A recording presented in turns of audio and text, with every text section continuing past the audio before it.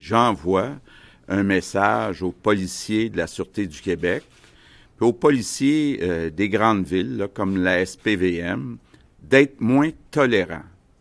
Je pense qu'on ne peut pas, là, actuellement, accepter qu'il y ait des gens, une grande majorité, qui fassent des efforts, puis que ces efforts-là soient anéantis parce qu'il y a quelques personnes qui ne prennent pas ça au sérieux. Les policiers vont distribuer plus d'amendes, puis je le répète, là, les amendes varient entre 1 000 et 6 000 $ par personne. Donc, moi, je pense, là, c'est tout ce que méritent les gens qui ne respectent pas les consignes. C'est sérieux. Il y a des vies qui sont en danger. Malheureusement, on a 3 nouveaux décès, donc on est maintenant à 36. Je veux offrir mes sincères condoléances aux familles, aux proches de ces 3 nouvelles victimes. On a maintenant 5 518 cas, c'est une augmentation de 907. On a 365 personnes qui sont hospitalisées, c'est une augmentation de 58. Et on a maintenant 96 personnes aux soins intensifs. C'est une augmentation de 14. Mais quand on regarde en pourcentage de la population, on a beaucoup moins de décès au Québec qu'aux États-Unis ou que dans tous les pays en Europe, là.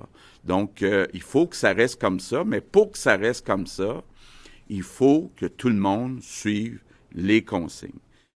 Notre réseau de la santé, il est prêt. Je vous disais hier, on a des lits, beaucoup de lits, contrairement à d'autres États dans le monde. Puis, ce qui est important aussi, puis ça, on a fait un exercice complet, les fameux respirateurs, là, ceux qui appellent en anglais les ventilators, bien, on en a assez dans ce qui est prévu pour être le sommet. Donc ça, il n'y a pas beaucoup de gens au monde qui peuvent dire ça, là. Dans notre pointe, on a assez de respirateurs. Donc ça, c'est un gros avantage. Maintenant, pour ce qui est des équipements individuels, les masques, les gants, les blouses, on a reçu quelques commandes. C'est vrai que ça arrive un peu à la miette, mais on est toujours autour d'une semaine, donc 7 jours d'inventaire.